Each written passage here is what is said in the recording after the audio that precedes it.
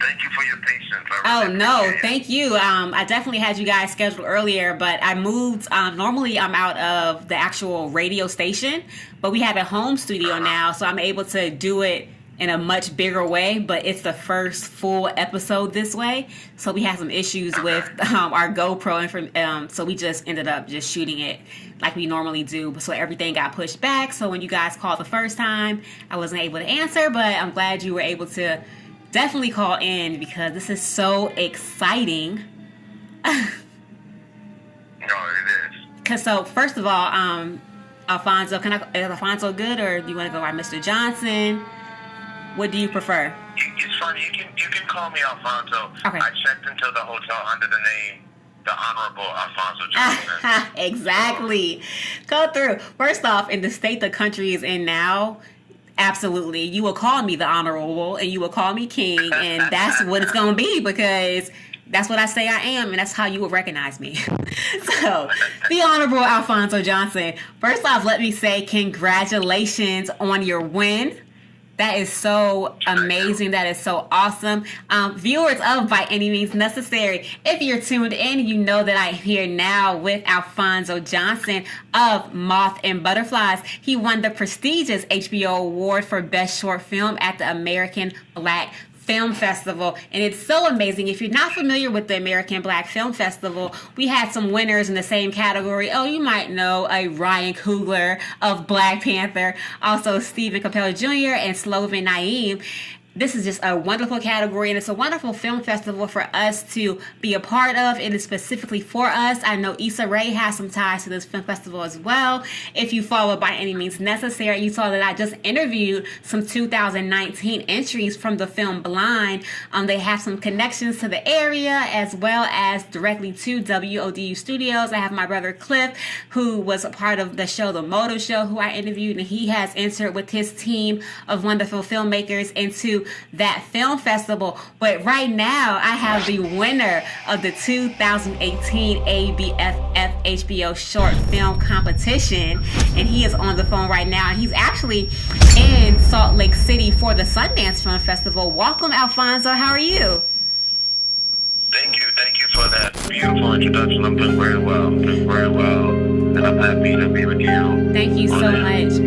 First off, let me say, as a fellow African American filmmaker, just thank you for having a voice. Thank you for not being afraid to use your voice. Thank you for creating content that we can just feel proud of and feel connected to, and not look at and see the furthering of any negative stereotypes that we often see in film. So thank you so much for standing up and having a voice that is something that we can be proud of, and I can show my children.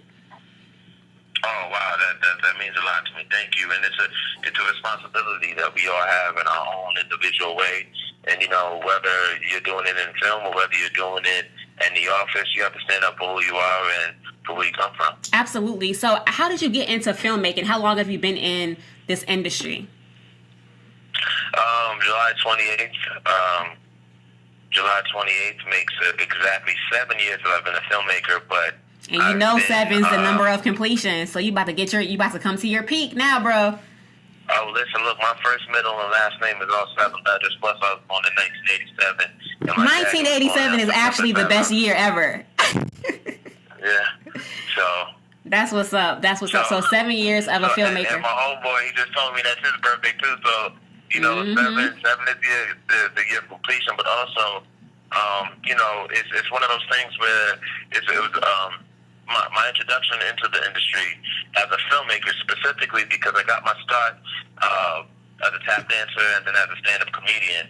Really? And so, yes, ma'am. And so from there, it was a natural progression.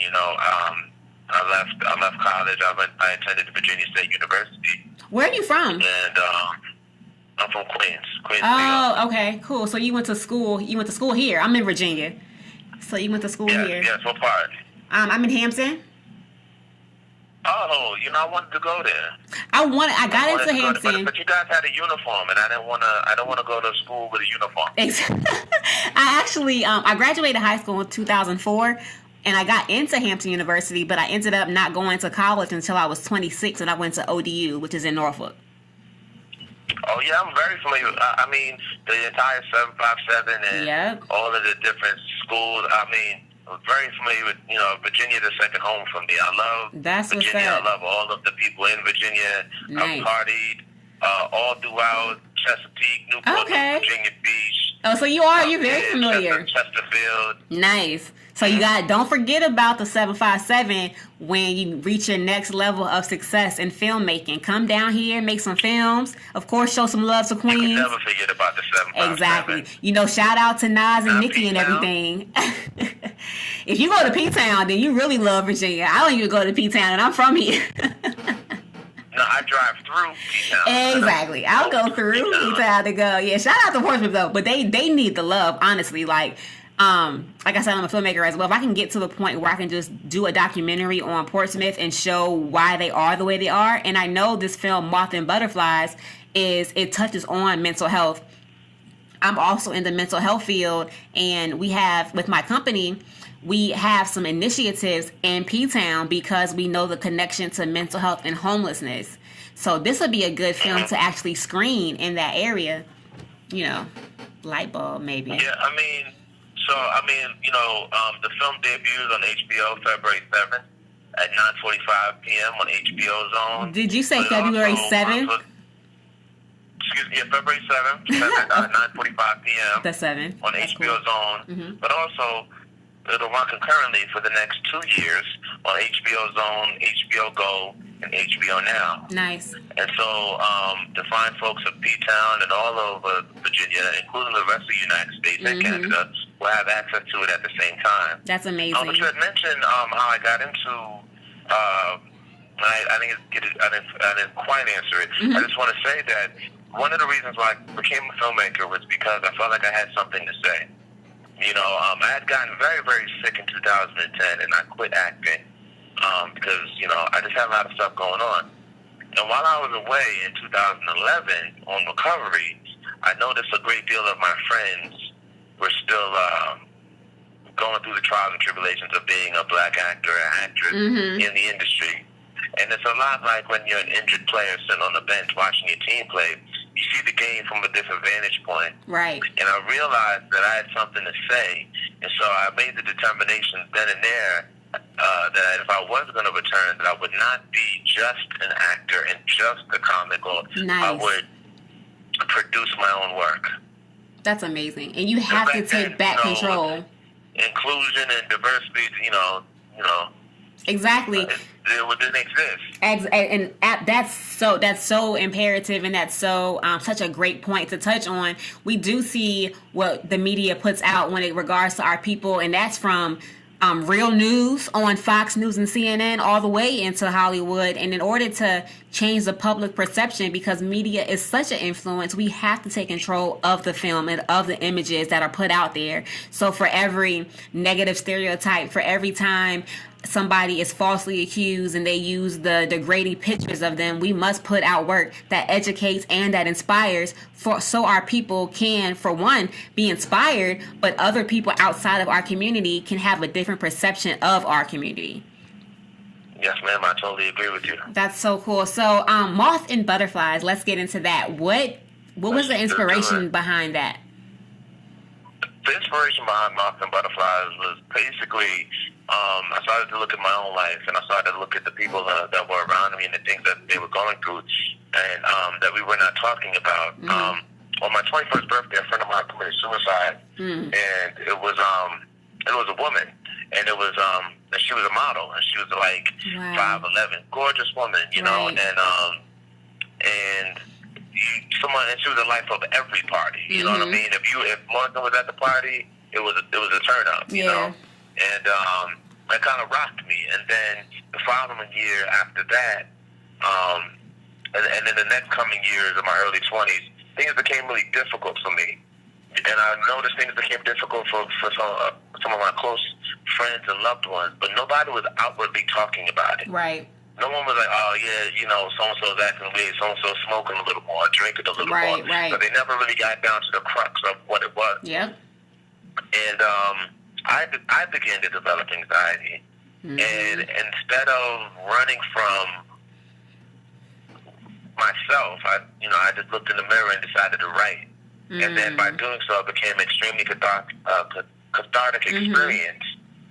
And, I made this film for two people.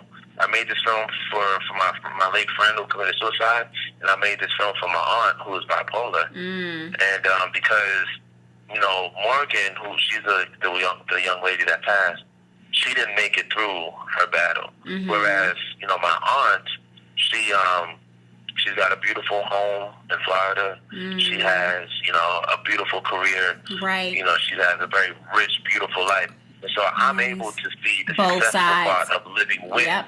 Yep. Mental illness. I'm not seeing, I've seen, we always get spoon-fed the negative images of people that look like us, but also, as it pertains to illness, we get spoon-fed that. You never see the successful part. Exactly. And I wanted to showcase that part. That's thank you for one. Thank you as somebody with a diagnosis of anxiety. Thank you as a mother. Thank you as just a Black woman in this society who can see the damages that are done. And the crazy part about it is we often see these horrible images on TV. So even if you don't have a diagnosis of bipolar or of anxiety, of OCD, of schizophrenia, all these different diagnoses that were given to you by a doctor, just being Black alone in America, we talked about this several times. We can have cases of PTSD when we're constantly seeing these negative images. We're constantly seeing our Black kings killed. We're constantly seeing us not having a voice. That alone is traumatizing. So imagine being Black in America and seeing these things all the time, and then also knowing that mental health is a taboo issue and not feeling open enough to talk about it. These types of films are so important because they give a voice to the voiceless. So thank you for doing a film like this. It's so important and it's so timely right now. No, absolutely. Thank you. I still very vividly remember the first time that I heard the Trayvon Martin 911 call. Absolutely. I vividly remember that. And not even just the call. My king and I were watching the documentary that came on BT recently. And I didn't even remember how bad they were portraying Trayvon. He was the victim, but they criminalized the victim so much. Like that. You are a Black man. I have Black men in this house. I'm raising Black boys. They're seeing this stuff daily. They feel like their lives don't matter. You know what I mean? Like the trauma that gives is so important. As far as the arts is concerned, you mentioned having a diagnosis of you mentioned dealing with anxiety. I'm not sure if you're actually diagnosed with it or not. Yeah, I was never diagnosed with anxiety. Okay, right. How does you see it? You do it? A dog walk. You start to absolutely. You look. You know what I mean? Right. So dealing with those issues of anxiety and just the stress that life brings, period, from day to day. How has the arts helped you in that area? Being able to be creative. Well, all artists have anxiety. All artists. It's just about dealing with it. Yeah. The average day-to-day human being operates from the conscious level, whereas artists, we create from the subconscious. Right. And so we're constantly dealing with things that are beneath the surface. What I find, for me, gratifying is, there's nothing like waking up at 5, 6 in the morning, making your coffee, getting to your laptop or your pen and your paper and writing. And so it's given me an outlet, it's given me a voice, and people, and what's interesting is through this film, I've met many, many, many, many people, and even some of my closest friends who I've known for a very long time, they open up. They say, hey, I'm actually dealing with some stuff here, and, thank you for doing that. Yeah. So it's really been an avenue. On giving. And what a wonderful tribute to your friend that you lost, that through your film, you're able to have people talk who might not have talked in the past. You know what I mean? And they're able to feel like somebody cares and somebody can listen. Life is hard. Okay. Tupac said it 25 years ago. Come on. You know what I'm saying? Life is hella hard, and to feel like, the worst thing that you could ever feel is worthless. Yep. That's the worst thing you could ever feel is worthless. Yep. But I will say this. There was one particular time in my life, a few years ago, where I was very unhappy with my career. I was very unhappy with a lot of things in my life. And I definitely felt worthless. And what I found in that was a certain level of, okay, well, you know, screw it. Let me go for it anyway. Right. You know, and I mean, and there's so many dark sides that come with anxiety. There's so many dark sides that come with depression. One thing that helped me was, well, if I feel like this, then I have nothing more to lose. Right. And so, and through that, I was able to find a way out. Come through, inspiration. I know that's right. And now look at you. HBO, you at Sundance, from Queens, went through VA, through college. Now you're about to inspire all these people. I know that's right. So we already, again, congratulations on your award, on this accolade. What is next for you? What is next do you have your own company, your own production company? I do have my own production company. It's called Blue and Green Filmworks. Nice. As of right now, you know, I'm promoting Moths and Butterflies on February 7th. Okay. HBO Zone. HBO Zone, and a lot of people I'm learning do not specifically know the differences between each channel. HBO Zone is a program for a younger audience. Okay. HBO Go is the app, right? And HBO Now is the streaming platform. Where okay. And so HBO Go and HBO Now have similar content, but you know, you can find it for the next 2 years until 2021. Nice. on that platform. In addition to that, I'm developing a television episodic based off of the narrative short film. Okay. That I want to go deeper into the characters and deeper into the systemic pressures and negative influences that can cause a whole nation of people to go undiagnosed. Yep. And you know, and it's not all, you know, tears and sadness, and some happy moments. You know, so it's a dark comedy. And I'm also developing my debut feature film, which deals with addiction and trying to form a level of redemption after a very long time of making the wrong decisions. I'm excited. Do you have a name? Can you release the name of that, or that's still? I don't feel comfortable saying that yet, especially since it's not copywritten yet. I feel that. I understand. Keep it close to the chest. Yeah, soon. That's what's up. All right. Is there any projects? I will tell you the lead character's name is Kenny. Kenny. Okay. So look, y'all heard it on here first. So when the movie dropped, I'm gonna just act like, yeah, he told me about that. His name Kenny. That's what's up. Are there any projects that you're excited about? Any previews? And this is like mainstream. Are there any things that you're excited about? I know I can't wait to see Jordan Peele's Us. That's coming out. Is there anything that you're excited Jordan to see? Peele is, I'm really excited for my friends. I have a lot of wonderful friends in the industry. You know, I've been blessed to meet Ryan Coogler a handful of times, and he's a wonderful dude. And to see what he's doing, I wish him nothing but the best at the Oscars. I mean, he's a really genuine guy. You know what I mean? He's the kind of brother. And he's our age. He's our age. How inspiring is that? How inspiring is that? I have a question. Since you said that, again, like my whole mission for my show is to empower, educate, and entertain. And I am a lover of the human race, but I'm definitely a super supporter of the Black community. And I am just a big proponent of us supporting each other and just making sure that, you know, we keep the narrative how it should be, and we support each other and share each other's triumphs and pull each other up when needed. With all that being said, I know the Oscar nominations came out recently, and he was the first comic-based movie to get that Oscar nomination for Best Picture.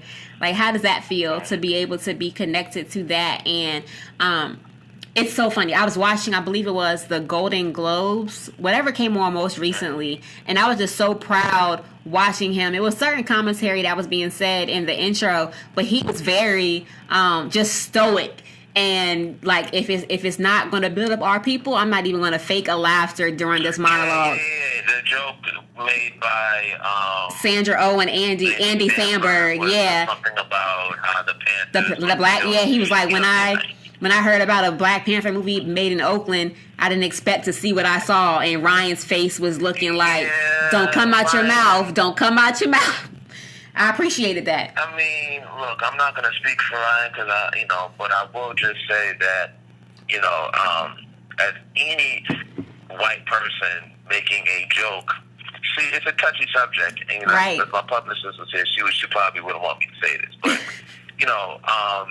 when it comes to our community, everybody has a pass to say whatever they want. Mm-hmm. Absolutely. No matter how well intentioned the comment may come off. Exactly. Because behind every joke, whatever they want, exactly, and then apologize. Or just say it was a joke. 15 times. Right. And we're supposed to take it as it was just a joke, or laugh because we're in the company. I think, again, I started as a comic, so if it's funny first, then I get it, and I knew what he was saying, and it was intended to not only be funny, but to also bring awareness to the fact that the Black Panthers are murdered not going to a pro, right? A lot of and they look, you know what I mean? But the timing and the joke didn't land. But I appreciated the not fake laughter because I'm in their company. You know what I mean? It just made me appreciate him more. Yeah. It just made me appreciate him that much more. And I'm just, I know this is a big, and I haven't heard a statement from him about the Oscar nomination, which will, again, make me like him even more because it's to him, what I get from Ryan, I never met him before. What I get from Ryan is it's not, what he cares about is making his community proud and making us proud. It's not about accolades from people who might not ever really see us how we need to be seen. He just cares about what we think of him, and I'm all for that. If he's doing it, I'm gonna support it, and I'm gonna pay for it. I saw Black Panther 3 times. I'm going to. I haven't seen. My fiance saw it 5 times. Okay, so and it came out on my birthday last year. So if he's there, he keeps doing what he's doing. I'm just all for it, and I appreciate it. Birds of a feather flock together. So I'm excited to see what you have as well. I know Moths and Butterflies is going to be amazing. It combines my 2 passions of mental health and film. I love the fact that it's a beautiful love story. That too, and I love. So I just think I'm really excited to see it. I'm excited for my viewers to see it. I wish you all the success, the continued success. Please, if I know I don't owe you nothing. You don't owe to listen to me. But if I can offer you any advice, brother, is just please just stay strong no matter who overlooks you in that community. You know what I mean by that community. Please know your worth and know your talent and know why you were sent here, know your purpose. I'm so glad that you have your own company and you put your own foot behind yourself. I'm impressed. I'm inspired. My husband and I, we are in the same industry, so I just can't wait to one day see you on the red carpet and just give you that look and that nod. Like, I see you, brother. Keep doing what you're doing. Again, I thank you and congratulations, and I cannot wait to see the film. And please, come back to the 757. Keep me updated on all the things that you have coming on. Please let everyone know how they can contact you and find you on social media. Yeah, and thank you. Once again, my name is Alfonso Johnson. You can find me on Instagram, ALFONSO_Johnson. I'm not really great on social media. I wish I was, but that's you can find me on there, Facebook, same thing, Twitter, Alfonso Johnson. Right. But you can really find me on HBO. Okay. February 7th. At what time? Okay, plug. 9:45 p.m. 9:45 on HBO Zone, and then it's going to be on HBO Go and HBO Now. All of that stuff. I'm sorry, it's terrible. You can go to my website, alfonsojohnson.com. Wonderful. Thank you again so much. Good luck. Are you at Sundance? Thank you. Are you just there as are you a participant, or are you there as a moviegoer for Sundance? I'm just here to take in all the sights. People and have a good time. I know. Well, you do that. I know I'm not sure what time it is there. I don't know what time zone that is, but I'm gonna let you go. Yeah, it's 6:17. Okay. Yes. Please mingle. have a good time, and just soak it all in. This will not be your last time there. I'm convinced. You have a great night, Mr. Johnson, the honorable Alfonso Johnson, everyone. And Thank you so much. I really appreciate this. No problem. For By Any Means Necessary. That's it for Alfonso Johnson and the Moths and Butterflies. Again, y'all heard him plug, but please turn into HBO Zone February 7th, the number of completion at 9:45. Check him out on social media. And then also you can tune in earlier that day on HBO Go and HBO Now. There we go. I'm going to make sure that day I repost everything so you guys know it's airing.